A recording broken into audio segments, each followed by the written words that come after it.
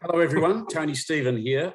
I'm just delivering more of my podcasts, and I'm very privileged this time to introduce Mr. Barry Bowden, who lives in Queensland and is a very prominent member of the TS, or what's known as the Theosophical Society here in Australia, and a very wise man, someone I've always looked up to, and is actually a bit of a mentor.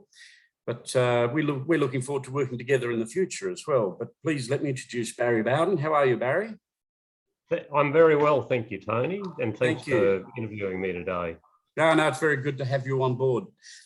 Let's get started. Tell me a little bit about yourself, your history, and how you came to be doing what you're doing. Well, I was born onto a farm, and I grew up on a farm and then took up the farming practice. And I farmed with my father on grain farming on the Darling Downs, the floodplains, for I think 15 years or so before I was able to buy my own property. And after running that for a few years, there were 700 acres, so it was a fair bit of country. And I decided to go towards organics and then to biodynamic farming, which I did for 23 years. So that sort of gave me, farming gives you a in-touch thing with nature and observing the cycles and life and death and all that sort of thing that happens. And it made me question life deeply. Yes, it would. I could see that a lot of people are like that. It's something like an elongated version of what William Shatner went through recently, of getting up in space and seeing life as it really is, the entirety, the fragility of it. And it's quite something to see him come back and talk about that. But so, I mean, I've been through something similar, not through nature, but through finding myself. And I went through the religious path to start with, the churches, and having a very strong relationship with my grandmother who put me on the path. But then I've talked to you, and here you are, a very prominent member of the Theosophical Society and a teacher, and someone who's running seminars at the Springbrook up there in the hinterland behind Gold Coast. How did you get into the TS, and tell me a little bit about the organisation? I'd been, I guess, searching for life, for a deeper meaning of life for a long time, and read many different philosophies. But it wasn't, for me, it wasn't really that until I came into contact with the Theosophical Society, and more prominently the books to start with. I wasn't even a member for many years. I think I read for 5 or 6 years, very, quite a lot of reading and studying before I even made a phone call to get in touch with the society as such. But I found what I saw in there answered, life's questions as to what is, in a way, the meaning of life, why are we here, and all that sort of thing. Yeah, that's what I found. About 1990, I think I connected with the Hobart branch of the organisation. A couple that were running it at the time were John and Eve Pettit. I don't know if you remember them from way back. I do. Lovely couple, and they really did answer a lot of questions for me.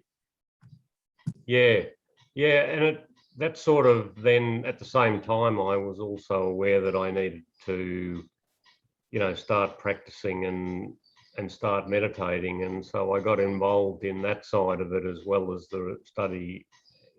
And the benefits of it actually were quite, for me, quite profound. Yeah. Your involvement in the society has brought you many great lessons. Can you tell me what your greatest benefit or greatest insight was from being part of the Theosophical Society? I guess it's twofold in a way. The size of the plan in that there is an evolution of consciousness, and that is going on at the present time, but it's following a scheme of evolution which will take a long time to play out. But it involves, the universe in its entirety, as well as really on the microcosm myself and awakening myself. And I think the real thing was that the journey for the human being is to become self-conscious. Yeah, yeah, and which is what the universe itself is doing, I assume. So Yes. we're just representations of that here on our little speck called Earth. Yeah. Now, being self-aware, being a knowledgeable of that fact, and the fact that you have now got a glimpse of what life is really meant to be, how's that changed your life? What has it done for you? Has it given you a sense of security? Has it given you a sense of wanting to give back to help others? All of those things, actually. I think the thing on a personal level is that before, and for, quite a long number of years, meditating and understanding oneself from within, you become aware that there is an inner life and that you do actually have some power to understand it and control it. Mm. Whereas, generally speaking, our psychological nature is the murmurings of our inner life, of which for most people they feel they have no control over it, or rather it often controls them. And so being self-conscious gives you that window of looking into yourself and understanding where these negative emotions and reactions come from, and bringing them to a sense of peace within yourself. Yeah, yeah. I've been reading a little bit of Jeremy Griffith, a biologist here in Australia who's entered into this area. He talks a little bit about, in his book Freedom, about the battle between the primal brain, which includes the ego, and the conscious brain, which is what we've developed because we've been developing that because we're in tribes, because we're conscious of each other, and then finally conscious of ourselves. And that has built up to be a bit of a battle between the ego and the real self, the decision maker, as I call it. And it's where we find most of our trauma. People are washed around in the surf of their emotions all of the time. Yeah, that's true. And it's fairly what we would call normal life today, So when you get a glimpse of that, and I guess the real payoff for that is that after a while, there's a sense of peace begins to present itself in the background of your life or the background of your consciousness. And it's a wonderful thing to be able to experience that and to, I guess, have the presence of mind often to look at what is generating disturbances in your life and fear. And when you are able to experience that, you really wish to share that with other people. Yeah, yeah. The ego being based in that primal side of life is based on the principle of wanting to survive, and that survival mechanism is based on fear. But the conscious brain, which is wanting to be included, is based on love.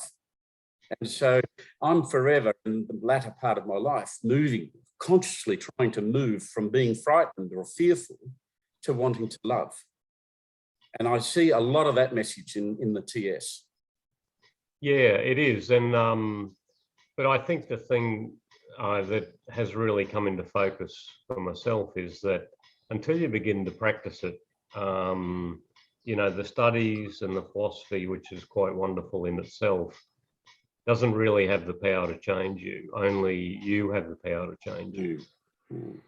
And that's where the self-responsibility that we've both been talking about comes from, the area where we are in charge of choosing whether we think this or say that or do this. So it's something a lot of people don't actually take on board. I've got to be very careful with my language. I know I can be very careless with it sometimes, and people get the wrong message or take the wrong message. Yeah, it's a constant, self-watchfulness is actually one of the more difficult parts of the path in watching your own behavior with other people and trying to amend that. But, it is a journey. We start off meditating and wondering what on earth we're doing there. until, and you know, it can be quite a long journey. It can be quickened by having the right, I think, guidelines and having someone to point the way, you know. Not only in the practice of meditation, but the implementation of it, like staying true to your values. I mean, it amazes me how often people actually are aware of what their real values are. A very practical question that I'll be putting into a seminar soon will be to get people to identify what they think their values are. And it's everybody says, oh, I have strong values, but yeah, but what are they? Yeah, that's right. It's an interesting one. I mean, we don't always get to the bottom of ourselves and try and understand where we actually stand in the world. Mm. And sorry, go on. Meditation, you know, as you were pointing out, meditation is very useful, but I feel that the real benefit of it is when you can take what you've learned in meditation out into your daily life. And put it into practice where the rubber hits the road. Yeah. What? Tell me a little bit about our plans for the future. I say our because you know, I think you're a bloke that I really, really would like to work with, and we've already talked about it a bit. You have aspirations in many areas, and you've run a few seminars up at Springbrook up at the hinterland here on the Gold Coast. What other plans have you got? You know, I mean, one of my plans is I like to share what I've learned with people, and also some of the, you know, some of what has come from the theosophical literature, which is also very useful. You know, in essence, it has life's answers, or the answers to life's problems in it. And I think that, you know, doing workshops and seminars is a really good way to disseminate that and to get people to practice it while you're, you know, discussing how and why you should, but also, you know, what is the principles behind it and why does it work? And yeah, I think that would be a great thing to share with the public, and you know, to, as you mentioned, working together with that, I think we could perhaps make a difference. I really do believe so. I mean, if we could stop any number of people from losing their temper, or from making a bad judgment, or from taking drugs, or being aware and stepping back from the moment that they're about to do the wrong thing, even down to the fact that we might get someone to stop smoking, it all makes a difference, doesn't it? Yeah, it does. Yeah, and you know, I guess one of the things I like is people often talk about world peace, but it's not until everyone brings peace within themselves that we'll have world peace. That's exactly right.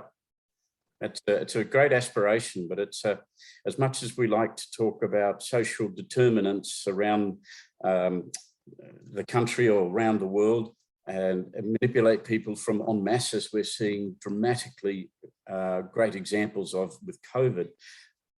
In the end, we have to come down to the individual, and it's not a matter of manipulation of millions of people. It's a matter of every individual making their own decision. Yeah, and that's the power of it, isn't it? That really you can only change yourself. That's exactly right. We're in charge of only one person. Yeah. And you know, when you really understand that, it's quite a neat place to be, you know. It is. It's comforting. It allows you to enjoy gratitude. I know you love your country areas. I love the beach. And I think we're both very comfortable walking alone on a beach or in the paddock, enjoying our own thoughts. That kind of comfort, that kind of security doesn't come when you're worried about what other people are thinking. No, that's exactly right. And so, yeah, I like, you know, that idea of one of getting people to accept self-responsibility. And then realizing that they do actually have the power to change their own life. A superpower. That's exactly right. Yeah. Look, this has been a great couple of minutes. Thank you very, very much. What we'll publish this Thank you, Tony. get many people to have a look at it, and maybe we can recruit a few people to come in on our cause. Barry, thank you very much for being in part of this little podcast. Thank you, Tony. Thank you for having me today. Yeah.